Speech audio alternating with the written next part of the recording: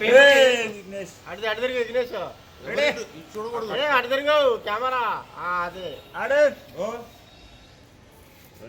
Action. Media మిత్రులందరికీ నమస్కారం. ఆ సిఏ శంకర్ నా కొడుకును ఒక కేసులో ఎక్కించాలని ప్రయత్నం చేశాడు. అతను ఫస్ట్ టైం మా కాలేజీకి వచ్చాడు.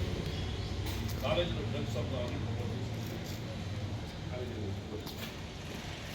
అంతేకాకుండా అతను అమ్మాయిని చూపించాలని వ్యాపారం కూడా ప్రతి నా కాలేజీలో అమ్మాయిని కాపాడే బాధ్యత నాది. అందుకే నేను ఒప్పుకోలేదు. నా కాలేజీలో నాకు తెలియకుండా 10 మంది లెక్చరర్స్తో కలిసి దాదాపు 30 మంది పైగా అమ్మాయిల్ని రంగు తీసుకెళ్ళిపోయాడు. అందులో ఇద్దరు ఈ మధ్యనే శ్రమకిర